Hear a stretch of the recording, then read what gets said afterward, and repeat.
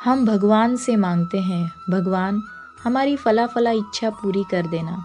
हमारी इच्छा पूरी हो जाती है तो हम खुश हो जाते हैं। और कई बार कोई प्रार्थना, कोई दुआ कबूल नहीं होती, तब हमें दुख होता है।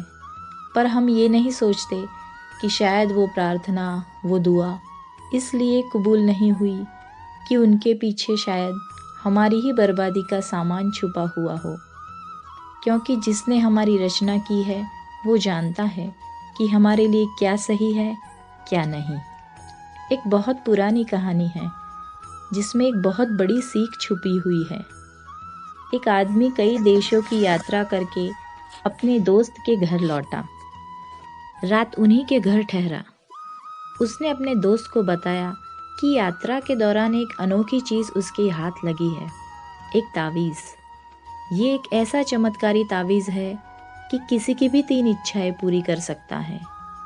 उसने कहा, मैंने सोचा था कि तुम्हें दूंगा, मगर अब डरता हूँ कि दूं या ना दूं। मेरी भी 3 इच्छाएं इस तावीज़ ने पूरी की है, मगर परिणाम बहुत भयंकर थे। और जिनको भी मैंने ये तावीज़ दिया उनकी इच्छाएं तो पूरी हुई, मगर खतरनाक तरीके से।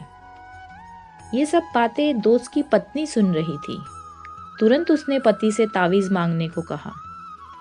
पति के मन में भी 3 इच्छाओं का लालच तो था, मगर साथ ही साथ डर भी था।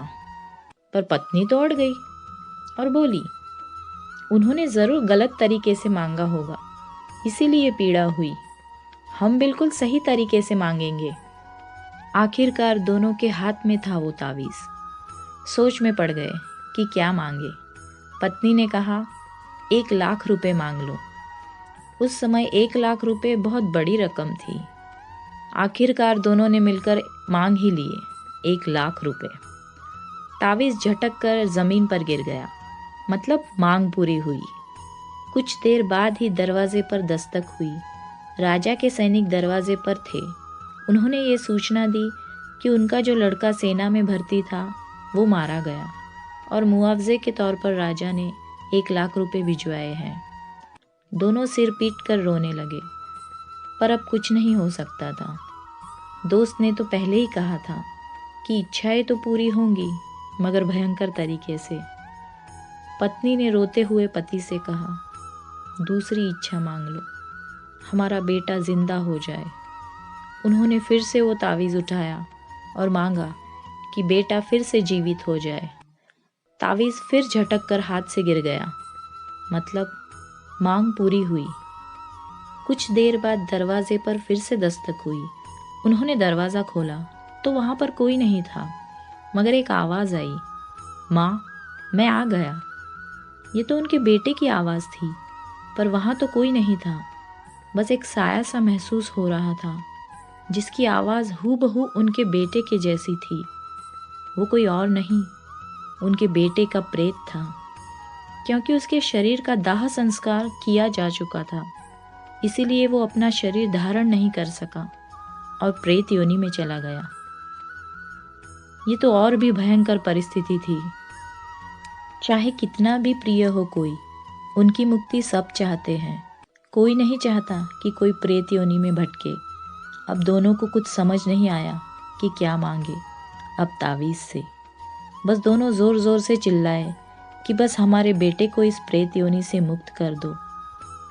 और ये कहते हुए उन्होंने तावीज़ बहुत दूर फेंक दिया।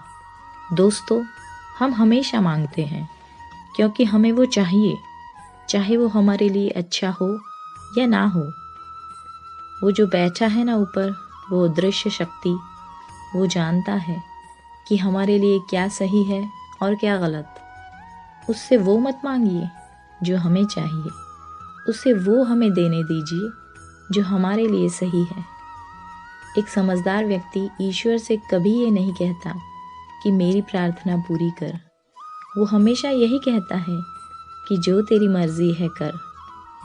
बस एक बात याद रखिए, आपकी हर चाल के बाद अगली चाल वो चलता है, वो ऊपर बैठा बाजीगर। आपकी चाल आपकी पसंद कहलाती है और उसकी चाल परिणाम।